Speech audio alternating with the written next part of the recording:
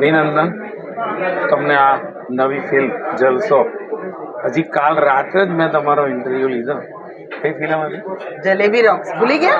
ભૂલી ક્યાંથી? આ જલેબીનો સ્વાદ મારે તમારા મોઢે બોલાવડાવું હતું. તો પછી તો જલેબી જલસા આ બધું છે શું 2025માં? બસ. દર વીકમાં તમારી ફિલ્મ જોઉં. અરે દર વીકમાં તો નહીં, તમારા મોઢામાં ઘી સાકર. જો દર વીકે મોરલી પટેલની ફિલ્મ રિલીઝ થાય ને તો ખૂબ મજા પડી જાય. અને નટરાજના મહાદેવના આશીર્વાદ છે, દ્વારકાધીશના આશીર્વાદ છે કે બસ કામ કરીએ છીએ ને કામ દેખાય છે. 1 મહિના પહેલાં એટલે 15 દિવસ પહેલાં શુભચિંતક રિલીઝ થઈ.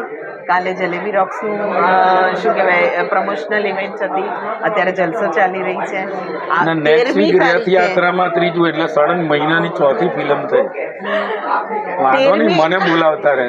13મી જૂને મારી 2 ફિલ્મ રિલીઝ થાય છે, જલસો અને કોલ 104.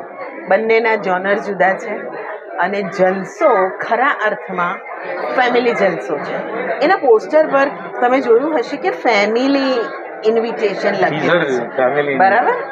તો એમાં તમે દાદા દાદી, મામા મામી, કાકા કાકી, ફોઈ ફુવા બધાની સાથે, નાના બચ્ચાઓ સાથે તમે ફિલ્મ જોવા જઈ શકો છો. અને તમે તો ગુજરાતી દરેક ફિલ્મ જુઓ છો, સરસ જુઓ છો, સરસ રિવ્યૂ આપો છો, સરસ મજાના સારા એક્ટર્સના ને બધા એક્ટર્સના ફોટા પણ પાડો છો. હા, એ વાત જુદી છે કે આમાં ઉઘરાવવા પડે,